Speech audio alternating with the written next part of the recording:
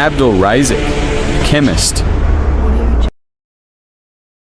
बिस्मिल्लाहिर्रहमानिर्रहीम। अस्सलाम वालेकुम बच्चों, उम्मीद करता हूँ आप लोग खैरियत से होंगे। जैसा कि आप लोग जानते हैं, हम ऑनलाइन लेक्चर के अंदर केमिस्ट्री को डिस्कस कर रहे हैं। हमने स्टार्ट किया हुआ है न्यू सिलेबस, जिसके हिसाब से जो है ना हमारा चैप्टर चल रहा है 2, जिसका टाइटल है एटॉमिक स्ट्रक्चर। तो बच्चों, आज के लेक्चर में हमने डिस्कस करना है इलेक्ट्रॉनिक कन्फिग्रेशन क्या होती है, और इलेक्ट्रॉनिक कन्फिग्रेशन में जो है ना शेल और सब शेल का जो डिफरेंस है वो भी डिस्कस करेंगे। एनर्जी लेवल डायग्राम को भी डिस्कस करेंगे, और इसी तरह जो है ना मुख्तलिफ एलिमेंट्स की इलेक्ट्रॉनिक कन्फिग्रेशन को भी हम फाइंड करेंगे। चलिए हम अपना लेक्चर स्टार्ट करने लगे हैं। इलेक्ट्रॉनिक कन्फिग्रेशन होती क्या है? The distribution of electron around the nucleus and various shells and sub shells according to their increasing energy. Nucleus, atom के न्यूक्लियस के बाहर इलेक्ट्रॉन की जो है ना डिस्ट्रीब्यूशन अराउंड द न्यूक्लियस, किसमें? शेल्स में या सब शेल्स के अंदर। तो इसको बोलते हैं हम electronic configuration, the distribution of electron around the nucleus of the atom in shells and sub shells.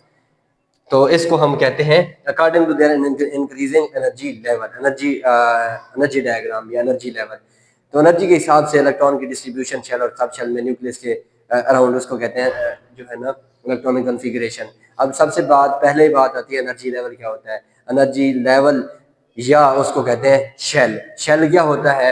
Main energy level होता है डिवाइड जो है ना इन इलेक्ट्रॉन और इलेक्ट्रॉनिक शेल्स होता है अराउंड द न्यूक्लियस। न्यूक्लियस के बाद जो मेन एनर्जी लेवल होता है उसको हम बोलते हैं शेल। अच्छा जी, और इसको हम एक्सप्रेस करते हैं जो है ना क्वांटम नंबर से, प्रिंसिपल क्वांटम नंबर से, जो कि n होता है। और n जो स्टार्ट होता है पहले शेल से 1 2 3 4 इस तरह चलता जाता है। और शेल जो होता है उसके अंदर इलेक्ट्रॉन जो होते हैं स्पेसिफिक होते हैं, और एनर्जी भी फिक्स होती है, और स्पेसिफिक इलेक्ट्रॉन जाते होते हैं। इसको फाइंड करने के लिए हमारे पास एक जो है ना फार्मूला होता है 2n², जो कि है प्रिंसिपल क्वांटम नंबर से। n यहाँ पे प्रिंसिपल क्वांटम नंबर है और ये शेल नंबर है। n1 पहला शेल होगा। शेल जो है ना पाए जाते हैं कैपिटल में, हम इसको एक्सप्रेस करते हैं, और वो है K, L, M, N, और चलते जाए इसी तरह। K पहला शेल होता है, L दूसरा शेल होता है, M तीसरा शेल होता है, N जो है ना चौथा शेल होता है।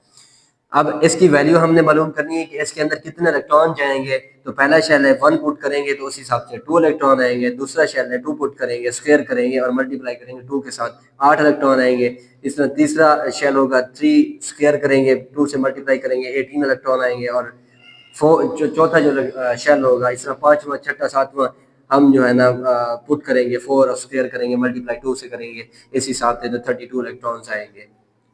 अच्छा जी, अब सेल की मजीद सब डिविजन होती है जिनको कहा जाता है सब शेल। अब के शेल है पहला शेल, उसके अंदर एक ही सब शेल आता है और वो है एस। दूसरे के अंदर 2 सब शेल आते हैं, एल के अंदर वो होता है एस और पी। तीसरा शेल जो होता है एम होता है, उसके अंदर 3 सब शेल होते हैं, एस, पी और डी। और एन के अंदर 4 सब शेल होते हैं, एस, पी, डी और एफ सब शेल। अच्छा जी, अब अगर इलेक्ट्रॉनिक कन्फिग्रेशन या इलेक्ट्रॉन की वैल्यू मालूम करें कि इसके अंदर कितने इलेक्ट्रॉन्स आएंगे, तो वो हमारे पास फार्मूला होता है जो कि हम एजीमुथल क्वांटम नंबर से लेते होते हैं, एल से, जो उस हिसाब से जो है ना बनता है। एस के अंदर 2 इलेक्ट्रॉन आएंगे, और पी के अंदर 6 इलेक्ट्रॉन आएंगे, डी के अंदर 10 इलेक्ट्रॉन आएंगे, और एफ के अंदर 14 इलेक्ट्रॉन्स आएंगे।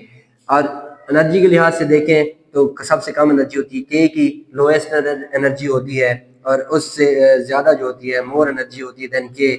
एल की और एम की जो होती है वो एल से ज़्यादा होती है, और एन की जो एम से ज़्यादा होती है। करीबी जो शेल होता है, जितना कोई करीब शेल होता है न्यूक्लियस के, उतना उसकी एनर्जी कम होती है। के शेल बहुत करीब होता है, इस वजह से उसकी एनर्जी भी कम है।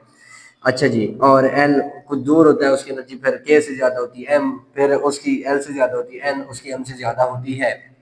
अच्छा जी, हम डिस्कस करते हैं शेल और सब शेल में फ़र्क। द मेन एनर्जी लेवल और electronic shells around the nucleus of the atom is called shell. अब इनकी जो है ना एनर्जी स्पेसिफिक एनर्जी होती है और फिक्स्ड एनर्जी होती है, और ये डिफाइंड होते हैं या इनकी वैल्यू हम मालूम कर सकते हैं प्रिंसिपल क्वांटम नंबर से या एस से। और ये शेल है स्पेसिफिक इलेक्ट्रॉनिक कैपेसिटी। अब हर शेल की स्पेसिफिक इलेक्ट्रॉन रखने की कैपेसिटी होती है। के अंदर जैसे बताया है 2 आएंगे, एल के अंदर 8 आएंगे, एम के अंदर 18 आएंगे, और एन के अंदर 32 आएंगे। अच्छा जी, ये है शेल। और सब शेल की बात करें, these are the subdivision within, एक शेल के अंदर सब डिवीजन, जैसे एक बिल्डिंग होती है उसके अंदर मजीद जो है ना ब्लॉक्स होते हैं, सोसाइटी होती है, ब्लॉक्स होते हैं, ब्लॉक्स के अंदर फिर जो है ना सब डिवीजन होती है, घर होते हैं सोसाइटी के अंदर। तो इसी तरह ये भी सब डिवीजन होती हैं शेल के अंदर। These are defined by azimuthal quantum number n से, और ये जो है ना अजीमुथल क्वांटम नंबर से हम डिफाइन कर सकते हैं। और they have specific orbital shape, इनकी जो ऑर्बिटल शेप होती है ना स्पेसिफिक होती है, हर सब शेल की ना एक स्पेसिफिक शेप होती है एस की, और पी जो एस सर्कुलर होता है, पी जो होता है वो डम्बल होता है, इस तरह डी की फिर कम्प्लेक्स स्ट्रक्चर, एफ की फिर और ज्यादा कम्प्लेक्स होती है। दे स्पेसिफिक एनर्जी कैपेसिटी, हर सब शेल की स्पेसिफिक एनर्जी कैपेसिटी होती है कि सबसे ज्यादा इतना इलेक्ट्रॉन जो है ना ये कैप्चर कर सकता है। अच्छा जी, अब ये डायग्राम शेल की, ये न्यूक्लियस है और के एन एम इस तरह जो है ना ये डिवाइड होते हैं सब शेल, और इसी तरह ये दिखाए हुए सब शेल। इसी तरह मैं अगर बात करूँ इलेक्ट्रॉनिक कॉन्फ़िगरेशन सोडियम की, इलेक्ट्रॉन एटॉमिक नंबर उसका 11 है, और इसके हमने डिवाइड करना है, इसके इलेक्ट्रॉनिक कॉन्फ़िगरेशन मालूम करनी है कि के अंदर कितना इलेक्ट्रॉन आएंगे, और इसी तरह एल और एम के अंदर कितना आएंगे, और एस पी डी एफ के अंदर कितना जाएंगे।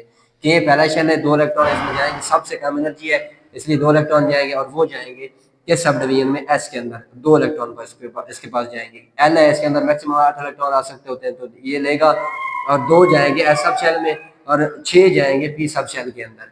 और इस तरह एम जो होता है उसके अंदर मैक्सिमम 18 इलेक्ट्रॉन आ सकते हैं, लेकिन यहाँ पे 1 इलेक्ट्रॉन बचा है, तो वो जाएगा एम के सब डिवीजन एस के अंदर 1 इलेक्ट्रॉन जाएगा। इसी तरह जो है ना हम किसी भी जो है ना एलिमेंट की 118 एलिमेंट है, किसी भी एलिमेंट की हम इलेक्ट्रॉनिक कॉन्फ़िगरेशन मालूम कर सकते हैं।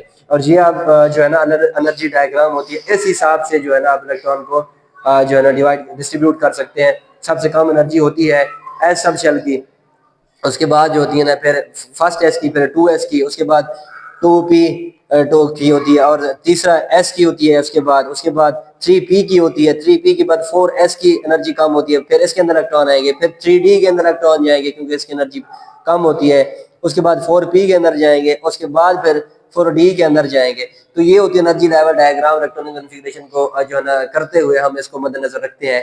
तो बच्चों उम्मीद करता हूँ आप लोगों को समझ आ गई होगी। आज के लेक्चर में हमने डिस्कस किया है शेल और सब शेल में डिफरेंस और इलेक्ट्रॉनिक कॉन्फ़िगरेशन को भी देखा है। अगर इस मुताल्लिक कोई सवाल हो तो आप लोगों ने कमेंट्स में जरूर पूछना है। थैंक यू बच्चों, अल्लाह हाफिज।